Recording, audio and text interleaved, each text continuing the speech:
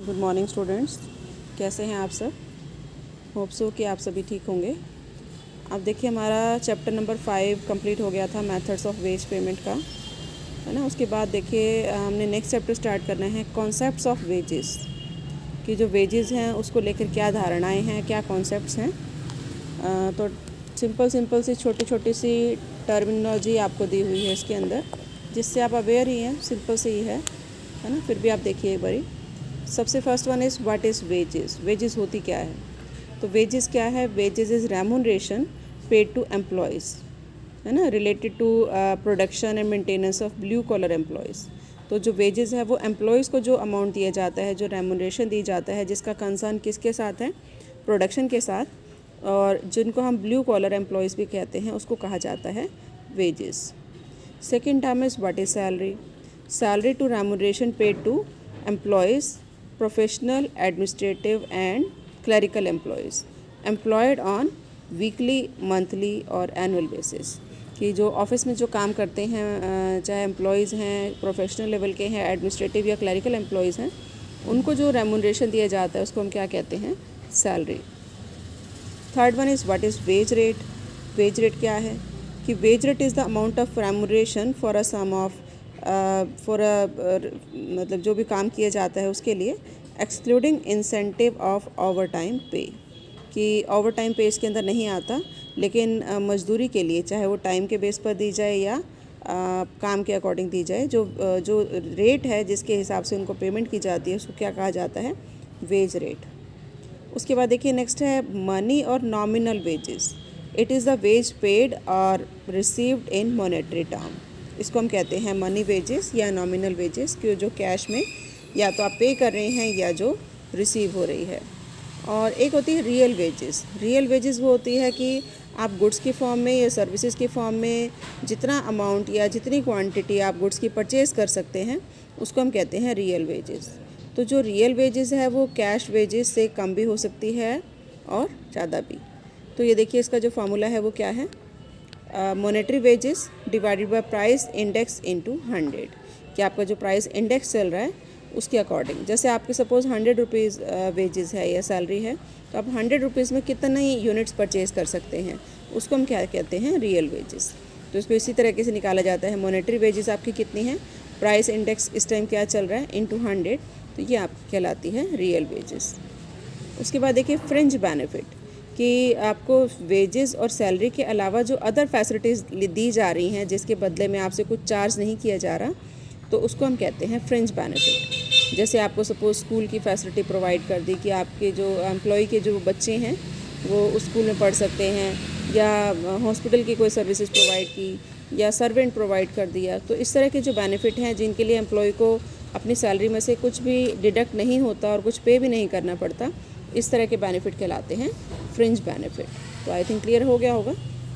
Wages वो amount है जो वर्कर्स को पे किया जाता है, कि जो मैन्युफैक्चरिंग के काम में लगे हुए हैं उनको जो मंथली दिया जाता है, चाहे वो टाइम बेसिस हो चाहे वो वर्क बेसिस हो।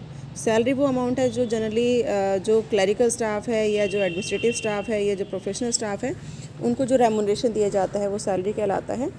और वेज रेट वो अमाउंट है जिसके बेस पर इनको जो है वेजेस दी जाती है ना। और मनी वेजेस जो कैश की फॉर्म में दिया जाता है वो मनी वेजेस है। जो रियल वेजेस है जिसमें आप ये देखते हैं कि आपको गुड्स या सर्विसेज के फॉर्म में आप कितनी परचेज़ कर सकते हैं उस कैश वेजेस से, जो कैश मॉनेटरी वेजेस आपको मिली उससे आप क्या परचेज़ कर सकते हैं। और फ्रिंज बेनिफिट की वेजेस या सैलरी के अलावा आपको जो प्रोवाइड किया जाता है, एक्स्ट्रा प्रोवाइड की जाती हैं फैसिलिटी, जिसके बदले में आपसे कुछ चार्ज नहीं किया जा रहा, उसको कहते हैं हम फ्रिंज बेनिफिट। अब देखिए नेक्स्ट आता है what is the difference between wages and salary. तो देखिए सबसे बड़ा डिफरेंस यही है कि जो वेजेस है वो ऐसे वर्कर्स को दी जाती है जो प्रोडक्शन के काम में, मैन्युफैक्चरिंग के काम में लगी हुई हैं, और जो सैलरी है वो ऑफिस में जो काम कर रहे हैं एम्प्लॉयज़, उनको दी जाती है। वेजेस डायरेक्ट कॉस्ट का पार्ट है और जो सैलरी है वो इनडायरेक्ट कॉस्ट का पार्ट है। वेजेस की पेमेंट मतलब आवर्स के अकॉर्डिंग भी हो सकती है और काम के अकॉर्डिंग भी हो सकती है, बट जो सैलरी है उसकी पेमेंट मंथली बेस पर ही होती है। वेजेस की जो रेट है वो टाइम के अकॉर्डिंग चेंज होते रहते हैं, बट सैलरी जनरली फ़िक्स होती है, चेंज जल्दी नहीं होती। है ना। और इसी तरह से जो वेजेस दी जाती है वो उनका फ़िज़िकल जो उनका लेबर है उसका रिवॉर्ड है, लेकिन जो सैलरी है वो उनका जो मेंटल वर्क है ना, उसका रिवॉर्ड है। तो ये कुछ डिफरेंस था, आई थिंक क्लियर हो गया होगा। आप देखिए नेक्स्ट आता है वेज कॉन्सेप्ट, मजदूरी संबंधी धारणाएं। आप देखिए जो वेजेस है वो कितनी दी जाए, क्योंकि इस पर डिस्प्यूट होता है वर्कर्स में और एम्प्लॉयर के बीच में कि वेजेस कितनी दी जाएं। ऑब्वियसली जो एम्प्लॉयर है वो तो ये चाहता है कि जितनी कम हो सके उतनी कम वेजेस दी जाएं ताकि उसको प्रॉफिट ज़्यादा से ज़्यादा हो, और जो वर्कर्स हैं वो ये चाहते हैं कि उनको वेजेस ज़्यादा से ज़्यादा मिले, है ना। तो दोनों के बीच में इसी बात पर डिस्प्यूट रहता है कि कितनी वेजेस दी जाएं। तो उसको डिसाइड करना कि how much should be paid, it's a difficult work, है ना। तो ताकि जो वर्कर्स हैं वो भी सेटिस्फाइड रहें और जो एम्प्लॉयर हैं वो भी सेटिस्फाइड रहें, उनको भी बहुत ज़्यादा पे ना करना पड़े। तो इसी डिटर्मिनेशन को लेकर कुछ कॉन्सेप्ट्स यहाँ पर बने हैं। 4-5 कॉन्सेप्ट्स दिए हैं जो ये डिसाइड करते हैं कि what should be paid to the workers. तो देखिए पहला कॉन्सेप्ट है स्टैट्यूटरी मिनिमम वेज, जो कि एनेक्टमेंट बनाया गया था 1948 के अकॉर्डिंग, है ना। इसके अकॉर्डिंग जो स्टैट्यूटरी मिनिमम वेज है 1948 फैक्ट्री एक्ट जो हमारा 1948 है उसके अकॉर्डिंग मिनिमम वेजेस डिसाइड की जाती है कि इससे कम पर जो वर्कर्स काम नहीं करेंगे। ये इस पर्पज़ के लिए बनाया गया था कि वर्कर्स की एक्सप्लॉयटेशन ना हो, है ना। तो इसके लिए स्टैट्यूटरी मिनिमम वेज एक्ट बनाया गया है जिसको कि एम्प्लॉयर को ध्यान में रखना होता है। सेकंड है बेयर और मिनिमम वेज कॉन्सेप्ट, ये भी वही है, मतलब बेस और मिनिमम वेज कॉन्सेप्ट ये भी वही। मिनिमम वेज जो है वो कौन डिसाइड करता है, जो जुडिकल प्रोनाउंसमेंट है वो अवार्ड्स या जो इंडस्ट्रियल ट्रिब्यूनल हैं, लेबर कोर्ट हैं या नेशनल जो ट्रिब्यूनल हैं उनके द्वारा ये डिसाइड किया जाता है कि वेजेस इससे कम नहीं होनी चाहिए। तो एम्प्लॉयर को ये भी ध्यान में रखना होता है। और एक मिनिमम वेज कॉन्सेप्ट है। मिनिमम वेजेस कौन सी वेजेस हैं, ये वो अमाउंट है जो एम्प्लॉयज़ के स्टैंडर्ड ऑफ लिविंग को मेंटेन करने के लिए ज़रूरी होती है, जिससे कम पर उनको नहीं रखा जाता, है ना। तो ये मिनिमम वेज कॉन्सेप्ट में मिनिमम वेजेस डिसाइड की जाती हैं कि ये कितनी होनी चाहिए। तो ये 3 कॉन्सेप्ट इन्होंने दिए हुए हैं कि आपके जो मिनिमम वेजेस हैं उसको ध्यान में रखना है एम्प्लॉयर को भी और एम्प्लॉय को भी। आप देखिए ना नेक्स्ट हमारा आता है कि व्हाट इज़ मिनिमम वेज, ये शॉर्ट नोट में भी आ जाता है। जैसे बताया कि 1928 में ये अंतर्राष्ट्रीय श्रम सम्मेलन हुआ था। इसमें प्रस्ताव पास किया गया था कि जितने भी मेंबर्स हैं वो न्यूनतम मजदूरी को ध्यान में रखेंगे कि जिन इंडस्ट्रीज़ में वेतन के नियमन के लिए सामूहिक सौदेबाजी की परंपरा है, जहाँ पर की जाती है और श्रमिकों की मजदूरी बहुत कम है, वहाँ पर वो मिनिमम वेजेस को ध्यान में रखेंगे कि उससे कम पर जो वेजेस है वो नहीं होनी चाहिए। तो मिनिमम वेजेस क्या है कि वैधानिक दृष्टिकोण से स्टैट्यूटरी रिक्वायरमेंट के अकॉर्डिंग जो है वो मिनिमम वेज जितना वर्कर्स को दिए जाना ज़रूरी है, जिससे कम पर एम्प्लॉय काम नहीं करेगा और एम्प्लॉयर काम नहीं करवाएगा, है ना। इसके लिए एक फेयर वेज कमेटी बनी और उन्होंने भी ये रिपोर्ट दी कि ये जो मिनिमम वेज है वो क्या होना चाहिए, श्रमिकों की शारीरिक आवश्यकताओं की पूर्ति करने के लिए, ताकि उनका जो स्टैंडर्ड ऑफ लिविंग है वो मेंटेन रहे, और वी कैन से रोटी कपड़ा एंड मकान, है ना, वो उनका पूरा मिलता रहे। उस पर्पस के लिए मिनिमम वेज जो है वो डिसाइड किए गए। तो ये वो वेजेस हैं जितना दिए जाना बहुत ज़रूरी है। नेक्स्ट आता है मिनिमम वेज रेट, है ना, वो कैसे डिसाइड किया जाता है।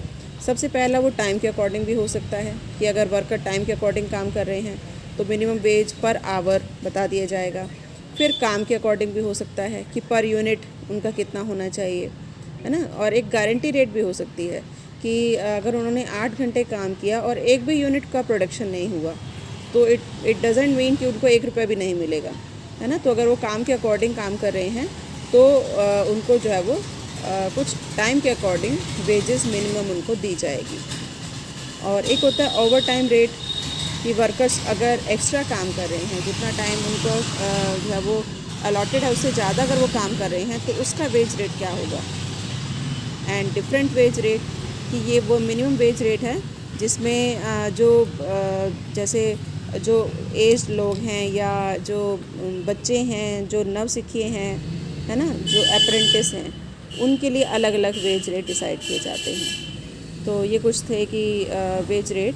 किस तरीके से डिसाइड किए जाते हैं, तो इन चीज़ों को ध्यान में रखना है। ठीक है, आप देखिए इसके कुछ प्रिंसिपल्स हैं कि किन बातों को ध्यान में रखा जाना चाहिए मिनिमम वेज रेट डिसाइड करते टाइम। सबसे पहला प्रिंसिपल ऑफ फेयर वेज, ये बताता है कि जब भी वेजेस डिसाइड की जाए मिनिमम वेजेस, तो ये देखना है एक ही तरह की क्वालिफ़िकेशन और एक ही तरह के एक्सपीरियंस वाले जो पर्सन हैं या जो एम्प्लॉयज़ हैं उनका वेज रेट इक्वल होना चाहिए, उसमें बायसनेस नहीं होनी चाहिए। सेकंड, फिर हमने ये भी देखना है कि फर्म की कैपेसिटी कितनी है वेजेस पे करने की। अगर फर्म की कैपेसिटी है तो वेज रेट ज़्यादा रखा जाना चाहिए, अदरवाइज़ फर्म की कैपेसिटी के अकॉर्डिंग भी वेज रेट डिसाइड किया जाना चाहिए।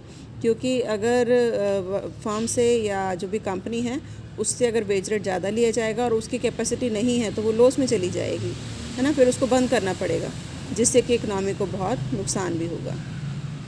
और एक स्टैंडर्ड ऑफ लिविंग देखनी है कि जो वर्कर्स हैं, जो एम्प्लॉयज़ हैं, उनके स्टैंडर्ड ऑफ लिविंग क्या है। तो उनकी जो बेसिक रिक्वायरमेंट है, रोटी कपड़ा और मकान, उसको ध्यान में रख कर ही वेजेस जो है वो डिसाइड की जानी चाहिए।